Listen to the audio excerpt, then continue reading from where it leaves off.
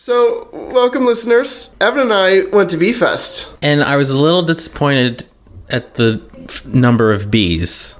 First of all, there were no bees, and there wasn't even a documentary about hive collapse, and they didn't even show the Jerry Seinfeld vehicle bee movie. You missed The Wicker Man last year. Oh.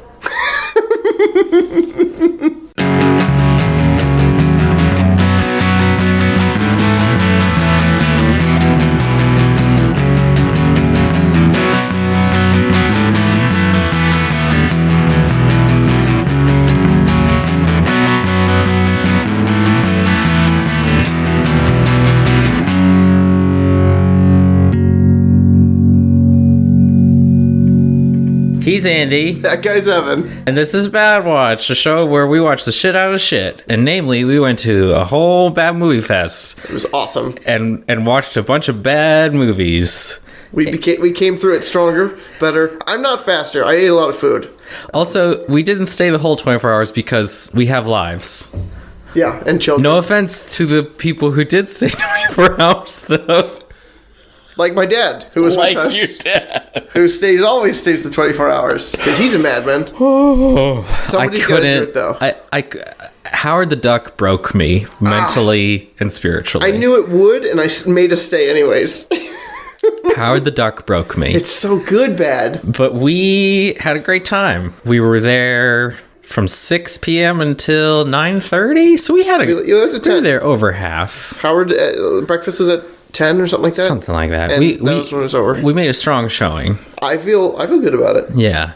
We started... It was your first time at It was B-Fest. my first time. Pop yes. that cherry. How was it? So you liked it overall? Would you go I did. again? Is the big thing. I would go again. This also, we had the benefit of being there during the first of this year's snowpocalypses. So we drove up there, and then it snowed like 18 inches, and then we drove home.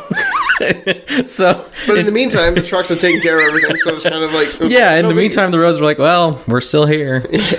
We're still roads. The world has a full day to get ready for us to leave. And so my understanding, though, is that compared to previous years, the college students running 2019 B-Fest were a little lackadaisical. Well, I mean, if you go to the b-fest.com website, the lineup is still posted for 2018. You can't see 2019's lineup. This is true. And you know what? To be fair, 2018 had a strong lineup. But those were not the films that we watched this year. That was a bit ago.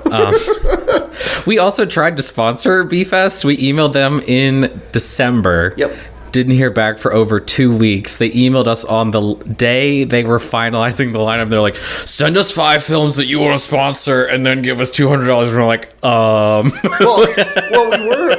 I was in charge of this. What we were was, first off, I didn't check my email for like the last couple hours of that day. We had 6 hours to reply, and I hadn't checked my email. So we missed it. That was partially definitely on me. But, how about they had a 2-week turnaround? They had like 17 days or something to get back to us, and they did not. Mm-hmm. So we love you, B-Fest, but you do better. The movie I wanted to, I was really excited to have show again was The Beast Yucca Flats, which is phenomenally awful, wherein there is not a single line of dialogue or spoken word said outside of a studio.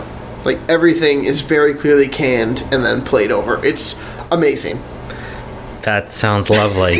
It's so obvious. Some other things that we were willing to sponsor were I Know Who Killed Me, Dweegons and Leprechauns. I was not excited about that just because I thought that would be too terrible. It looks like the worst, and it looks like someone wanted to do Shrek but with leprechauns and then shit out a poorly animated film. But some of the movies we did watch, the night began with a little film called Food of the Gods, starring a football player. Yeah, it was a football player who goes to an island in Puget Sound. I mean, it doesn't really matter where, but I think it was. But there's the director, I think, fell in love and he fell in love, or she. I'm assuming this has to be man-made. Yes. fell in love with this ferry that you had to travel, and so there's these long, lovingly crafted shots of this It's ferry. basically fairy porn. Yeah, they ride this ferry I think 5 times. That you see, and every time it's like a full minute at least of like shots of the ferry and moving on the ferry. So it's so absurd. They go on this ferry, and there's a third person with them who gets stung by a giant wasp. Well, hold on. So they go on this ferry. There's 3 people going out, and they're going to like relax before a big game. I think that's the whole plot. I couldn't really hear that portion of it, but you know what? None of that matters. The audio was poorly mixed. A little bit, yeah. So they go on this ferry, and they're arriving, and they're getting on horses, and they're riding around. Like they go for relaxation. They decide to ride big dumb animals in the forest.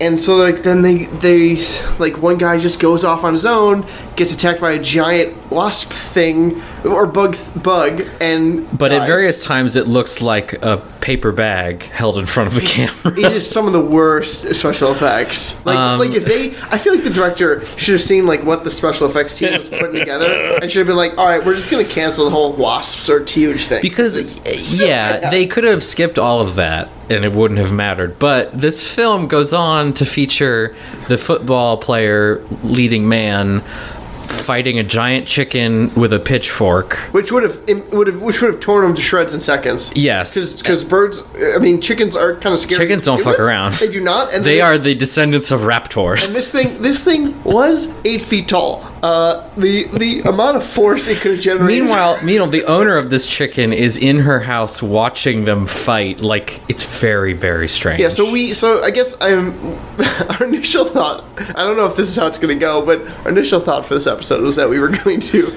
kind of just gloss over each of the films that we watched. Yeah. I feel like I'm going to get sucked in because Food of the Gods is so good. So there's the titular Food of the Gods is like, it's like the earth popped a zit and there's this magic pus seeping out of the soil. It looks like ranch dressing, or maybe blue cheese, because it is chunky. I made the joke that we found Hidden Valley because it looks like very gross ranch dressing. And there's like people scooping it, and it's the most disgusting thing ever. It's foul. But the movie ends that the island's being overrun by giant rats. And which remember, actually, that special effects part was done there's actually really cool miniatures with life-size rats. Yeah.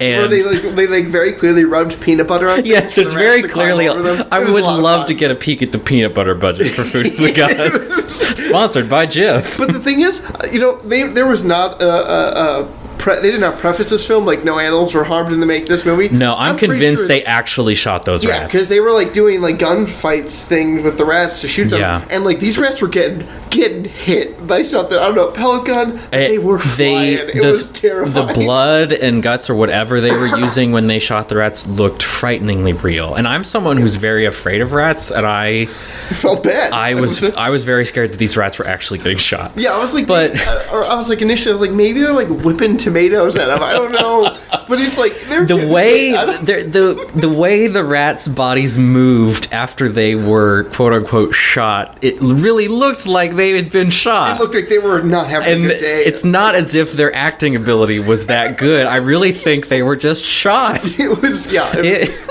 But the movie ends with the football player saving the island by blowing up a dam, and water flows uphill over the island, up and over, yep, washing all the rats away. But the rats, I guess they forgot that rats couldn't swim. They actually used it as a plot point that the rats couldn't get around this tiny lake. They make a point to that these particular rats, they cannot swim. Can't swim.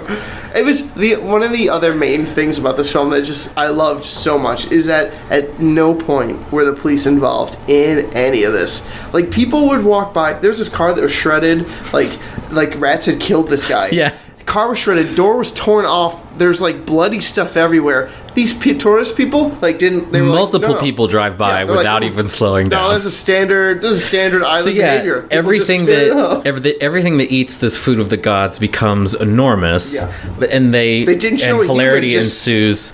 But there's my favorite character in the film is he's talking to, I think, the ferry operator. He goes, "Did anything happen over there today?" Oh, that's the farmer when he's coming back. And the ferry operator is like what? And he's like, "Did anyone talk about big things.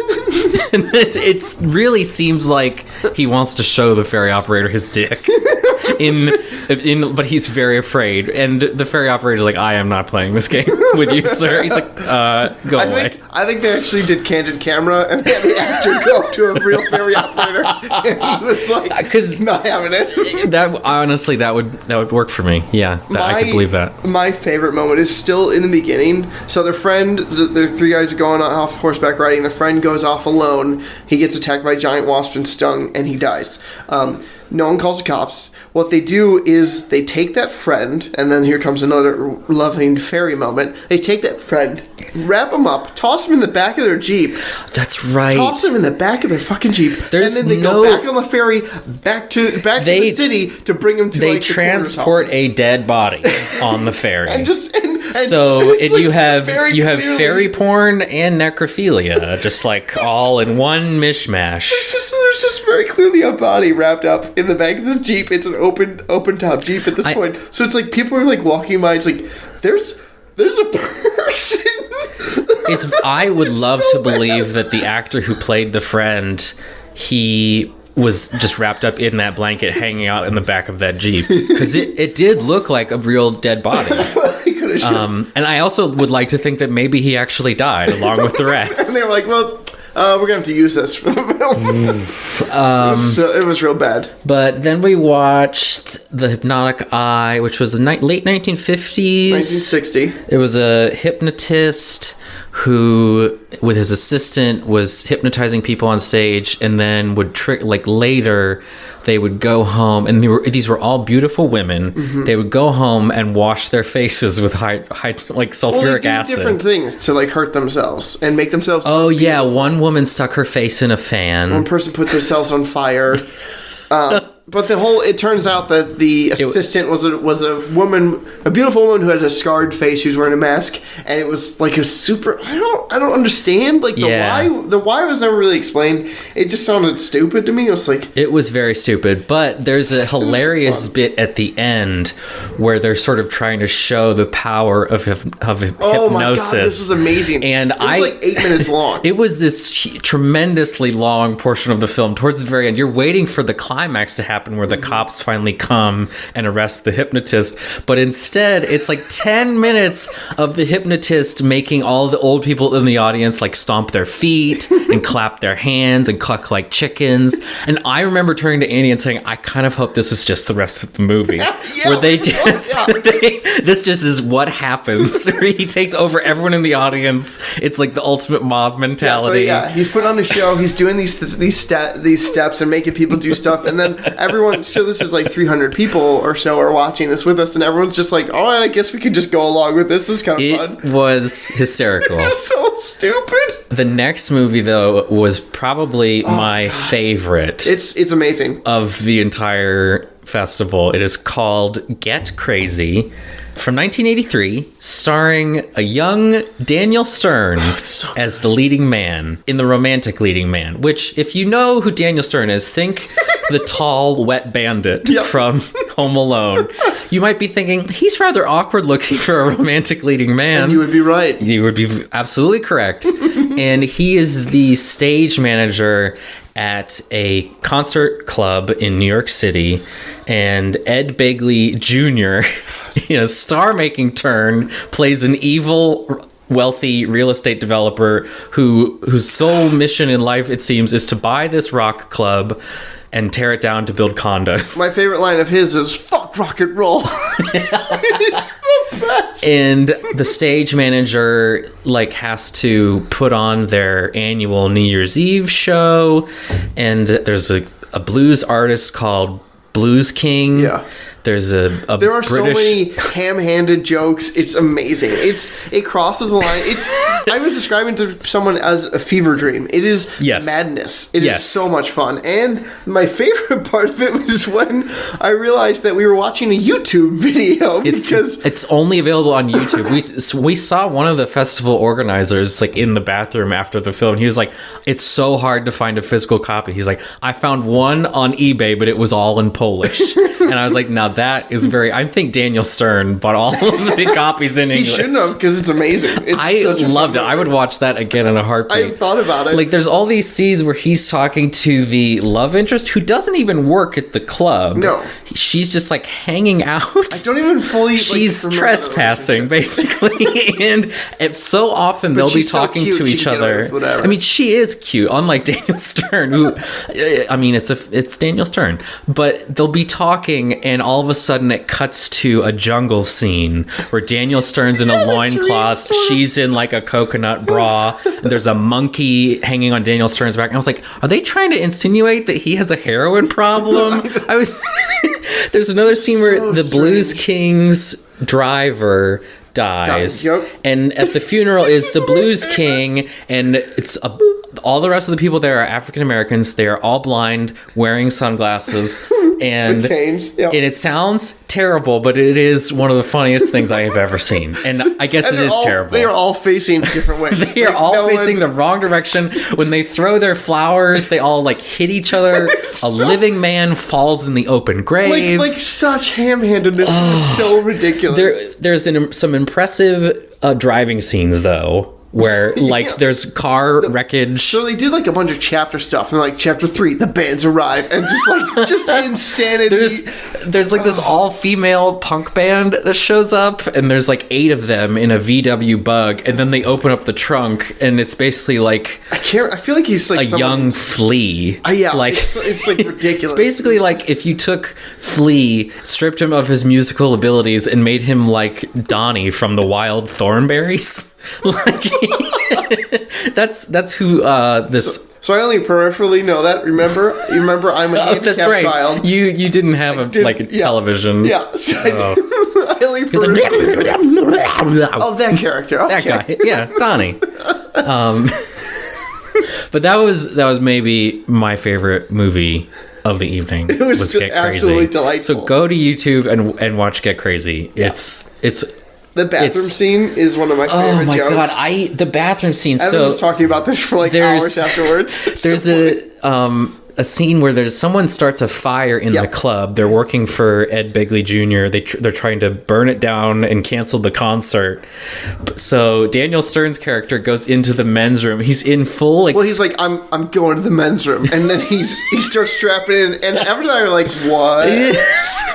it's so over the top, but it's such a good joke because he opens the door to the men's room and there's like a foot of piss and water on the floor. There's an enormous syringe hanging there, and there's a shark fin. There's a going to the shark water. fin moving through the piss waters.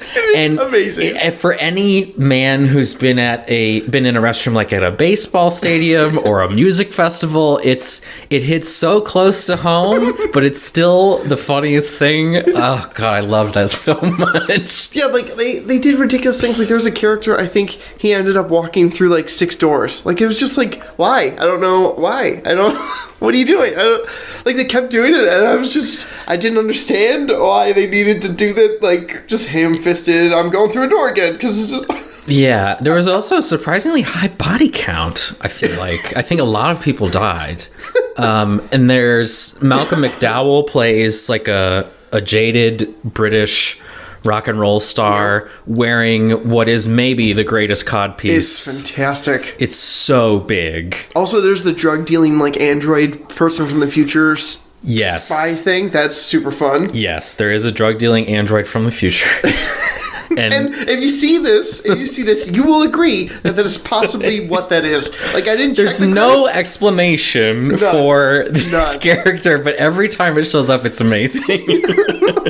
Like there's, and I really wish I had checked the credits to see if it was drug dealing android from the future. Like that would have been. I would not put it past them to actually. It's put that Daniel as the Stern title. from a future timeline. And then it was Creeping Terror, which was very bad, black and white. The whole film was wildly overexposed. Yeah. Which what You I mean couldn't by watch that the is faces. Like, you like couldn't see it was black and white, but the whites were so bright. Like it looked like everything was under a heat lamp.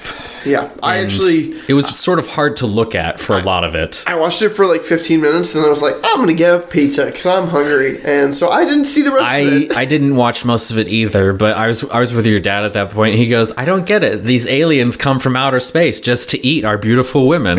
and that seemed to be the major plot point of this film. That's actually that's 64. That's pretty standard for sci-fi. There was one character who looked a lot like Horatio Sands before he lost all that weight. And there's like a hilarious scene where he's fishing in like this tiny creek where there's no way a fish has ever swum in. Okay. Swam? I don't know. And Did done swam. It did done swam. And the creeping terror comes up, which is very clearly like 3 interns in a blanket. And he falls on his butt in the little tiny creek and gets eaten. And it was enjoyable very much. Not that I am shaming fat people, but it was very funny. So the next up is the standard. So there's a couple of standard things there's 2 standard things that get shown every year at B-Fest. A couple is correct. Yeah, actually. So the first one is The Wizard of Speed and Time, which comes next. It's about, I'm going to say like a 4-minute short. And it is a kind of, we all kind of get up, people get up on stage and they stomp their feet along with it. It's an insane, absurd short. It's a lot of fun with a bunch of stop animation stuff. So it's sort of like just a little breather. They play it backwards. They play it upside down. Yeah. It is very fun. Yeah. So it's a little silly little The Wizard of between. Speed and Time. Yeah. He's basically like your hitchhiker fantasy, maybe? He runs very fast and he picks up attractive young female hitchhikers. Sometimes. Only once, actually. Other times he just gives them stickers. Yeah, So he picks in the course of this thing, he sprints across the entire United States and he picks up and then goes all over the world. Actually, picks up a woman though, and who was like in the Midwest, probably an undesirable place like Ohio, and then brings her to the thinking man's Indiana, as Rhea Butcher has pointed out. And then brings her to Hollywood, and so she's excited and tells people, and then other women want to get taken places as well, and so they all have signs and they wait for him, and then he does like a drive-by and turns all the signs into gold stars, and I was like, that's actually like terrible. He was just like, oh, it's good to have dreams, see you later, guys. It's it had to take so long to make because it's a lot of stop motion. There's a lot of it, but it's fun. And then we come to the piece de resistance. At midnight, we always see Plan 9 from Outer Space, which is 1959 Ed Wood's classic of cinema. It was an attempt to be anti-war, anti-communism, a lot of anti-things. It's anti-death. It accomplishes none of those dreams, but that's Ed Wood's for you. And it is absolutely amazing. It is very, very funny. I know we've talked about this before, but Bela Lugosi and Ed Wood were friends in real life. And so seems like a Bela mistake. Lugosi was cast in Plan 9 from Outer Space. He died shortly into filming. Yeah, too much heroin. Gets you every all time. of that heroin. Too much horse for Bella. And they replace him with a much taller, thinner, healthier man. So awesome. Who just has to hold a cape over his face. Because it's a different face, obviously. To try and hide the fact that he is, in fact, not Bela Lugosi and does not have a raging heroin addiction. It also has, is it Elvira? Her name is Vampira. Predecessor, I believe, to Elvira. Okay. Yeah. So Vampira's there, and she has a zero waist, which is, that is actually terrifying. And then her proportions are very strange to look at. Yeah, and she's holding herself very stiffly because she's supposed to be dead zombie. She's a dead zombie with extremely long fingers, which no one seems freaked out about, which I thought was maybe the creepiest thing in the whole movie. I think people narrowed that waist and the hugely cinched waist, and it's terrifying there. Yeah, whatever corset or torture she did to achieve that. Oof. And then they've got Tor in it, who is not Russian. We looked it up. What was he, though? Oh, I don't remember. It's not... He barely speaks English. He barely speaks English. It's amazing. He plays a, chief detective inspector. Yeah. And he's like, home. And then we were watching this with subtitles. It's like, that's what he's trying to say? I was actually distressed, because I've seen this movie now, I think I've gone to B-Fest maybe 13 times. Dear Jesus. So I've seen Plan 9 a lot. And it's... I have come to understand Tor. Over the years, the exposure, repeated exposure, I can grasp his language. But they put subs on, and I felt cheated. All these noobs who had come, they got the easy pass. I had to figure this out. Yeah, so this movie is home to such treats as Ed Wood's cutting and editing, where the transitions between day and night are terrible, such that someone will be driving, it's day, they'll arrive, it's night, then the next scene, they cut again, still, like, no time has actually passed, but it's day again, and then they'll cut again, and it's night again. It's phenomenal. It really is amazing to sort of see just the complete ineptitude on display. Yeah. And also, this was my first time watching it, but it was sort of like when you show Star Wars to someone for the first time, you're like, oh, I feel like I've seen this before because this has been parodied in so many other things. And that is extremely true of Plan 9 from Outer Space. There's like over-the-top scientific dialogue, mumbo-jumbo. What else? What other quality things are It's available? very clear that Ed Wood takes an anti-war stance, but he's also immediately clear he has never once spoken with a soldier because the way they talk is so fake, and it's ridiculous and hysterical. So the other part of this is it's all this audience participation sort of stuff, Mystery Science Theater 3000 style thing. So people are just yelling stuff at the screen. Whenever there's a spaceship shown in Plan 9, we all have paper plates and toss them in the air, and so I've got photos somewhere that I took years ago when I took pictures as like just a massive paper plates go up. It's a ton of fun to just see it. It is really fun. Ridiculous snowfall, and then you gotta like cover your face because paper plates are just coming at you. And then we also there's the Bella not Bella thing that the crowd chants. We always yell Tor whenever we see him. And then whenever he says anything. And then whenever Vampiro shows up, everyone's like, hi. Yeah. And then there's the scenes in like these the main character, they're a couple. Is there a main character? Sort of. I would contest that. I would Pilot's say the main character. no. I would say it's an ensemble cast. Sure. Let's go there.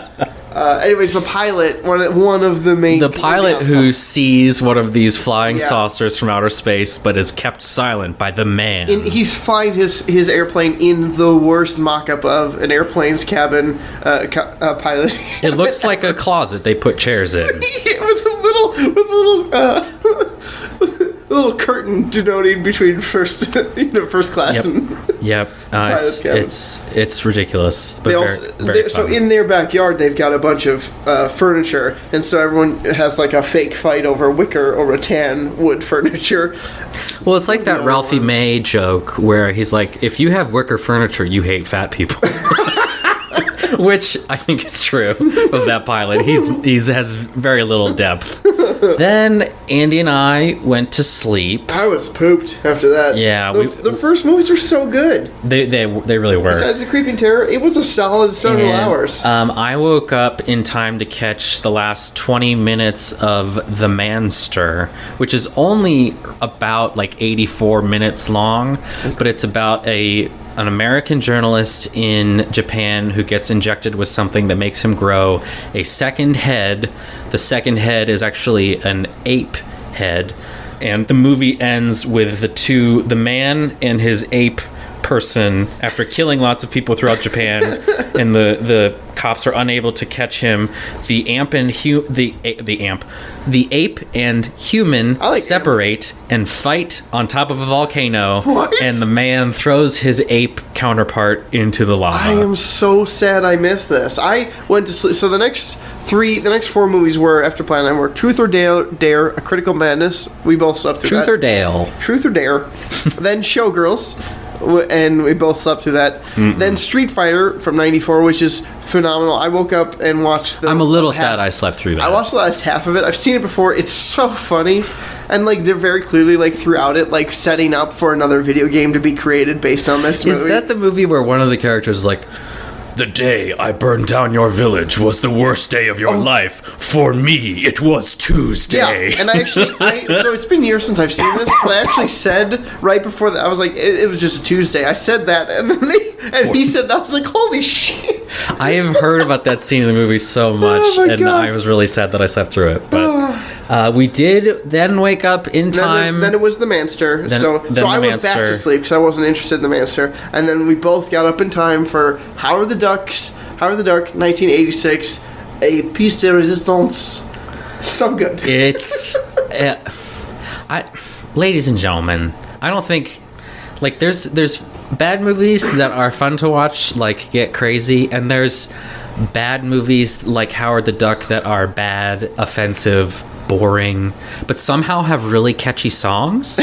Also, there was so much money in Howard the Duck. There was a huge amount of money involved because George Lucas, he liked the comic book, and he talked to two of his friends from film school. He's like, hey, I have a really weird high voice, and I have a lot of money now, so maybe we could do this movie based on a duck who's a nihilist and also an asshole. I think it has a lot of box office potential, guys. And his friends were like, yes. Definitely. well, Lucas came to them, so they were like, yes. Yeah, at that point, this was... you got the money, right? This was, what, 1986. So post Return of the Jedi, or like right around that time. I mean, post Empire Strikes Back, at least. That was 1981. But they made this animatronic duck suit, which changed his size throughout the film, because they originally cast a little boy, and the little boy couldn't do shoots at night because he's a little boy. The Wikipedia entries on this are very interesting. Yeah, the Wikipedia entries, like, go check those out. And honestly, you'll probably want to watch parts of the movie, and don't do it. Do not. Here's the thing, though. I actually recommend the end. It's totally absurd, but the stop animation stuff that goes on is insane. Stop motion intergalactic scorpions. Oh, it's so nuts. And the thing is, so I've seen it. This has been at B-Fest before, and I've seen it, but I remembered hating it, but I had entirely forgotten about the intergalactic scorpion monster things. It was amazing to get to re-experience the crappiness, but it was so clearly a lot of money went into this. Yes, it was a ton of fun. The budget is absurd. Just looking to look at. There's so Howard the Duck is a duck. He starts off on a planet of ducks, and then he falls through like a mystical space wormhole and ends up in Cleveland. And it turns out it's a military project. It's a military project. That summoned a specific point in space, and but it's really principal stupid. The principal from Ferris Bueller is there. pre child pornography charges, and he then meets a female musician like in a punk band, and they fall in love in about 8 minutes. They fall in love very quickly, like minutes. It's insane. But she doesn't try to seduce him immediately. That comes later. Yeah, in a very she's an attractive lady. Howard the Duck is a man in a duck costume, and it's like your interspecies weird. And then I kept asking about spiral penises because that's how we know that's how ducks roll in the sack. So I was like, this is going to be real messy. And the whole time we were watching this, I was like, why? Gross. It was so gross. Why does the woman in this movie look so familiar? And it turns out she was in Back to the Future, which I've only seen parts of. Wait, was that the girlfriend? I think it's the mom in the past. Oh. From Back to the Future. But you know what? That's not what I recognized her from. Okay. I recognized her because she looks a lot like her daughter, Zoe Deutsch, who is super talented, super cute. And I was like, why does this woman look so familiar? And then I Googled her and I was like, oh, she's Zoe Deutsch's mom. Who's Zoe Deutsch? Zoe Deutsch, she's in movies. Okay. All right. I'll Google this later. Yeah, she's listeners, unless you know this, go Google with me. Zoe Deutsch. She's really cute, super funny, and her mom was in Howard the Duck. That's all right. Yeah. And on the Wikipedia page, it talks about how Mama Deutsch was upset that they filmed Howard the Duck's close-ups before hers, which it's not a great look for her, but.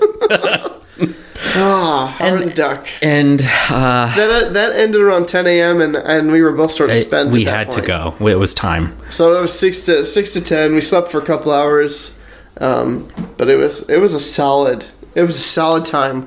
Evan is willing to go again, which is really awesome. We'll see. No, he's going. He's going again.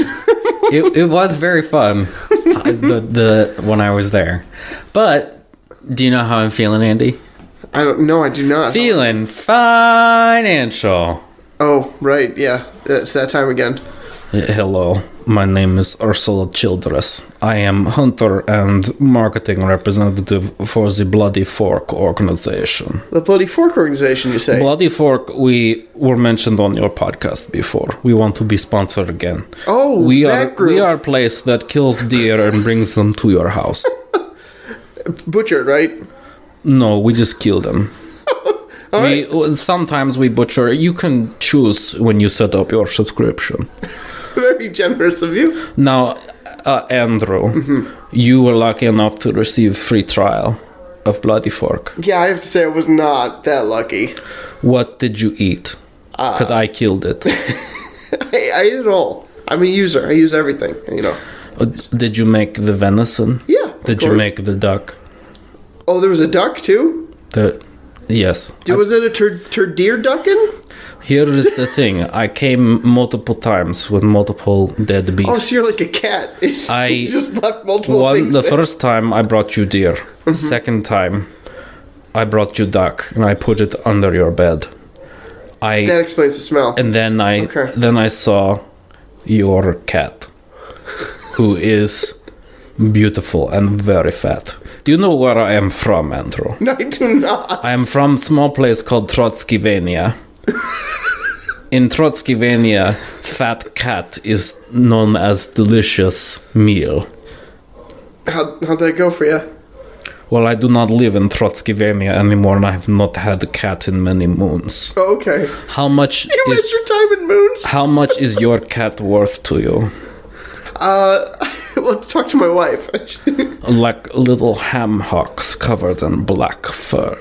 That would be an accurate description of Lola, yes.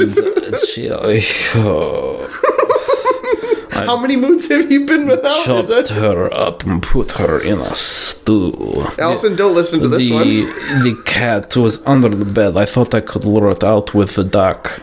She doesn't chase anything. No, but that is why she is so beautifully fat and tender and Wait, so juicy. you're asking for a sponsorship again? You want? Sure, but also if that doesn't work out, I'll buy your cat and eat it. Okay. My name is Ursula Childress, and I work for Bloody Fork organization. Thank you. Good night. It's been great hearing from you again. Da. So that happened. Well, how did that go? She asked if I had a cat, and I was like, well, yeah, but it won't be in our studio. Mm-hmm. She was kind of weird about it.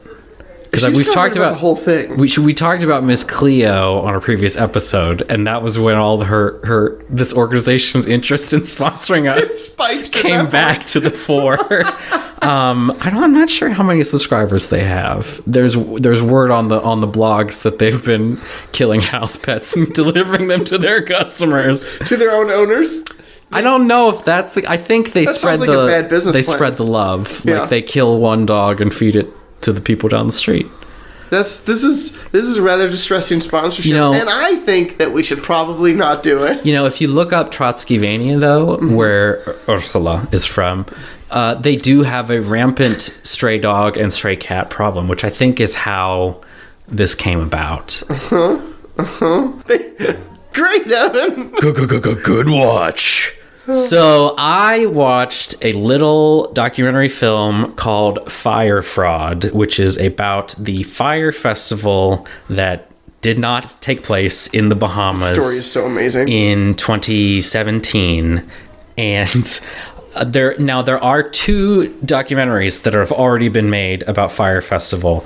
There's one on Netflix that I have not seen. I've heard it's pretty good, but you should know going in that the organizations responsible for marketing Fyre Festival co-produced that documentary. So you have to believe that their willingness to tell the whole truth and nothing but is somewhat skewed in order to cover their own asses.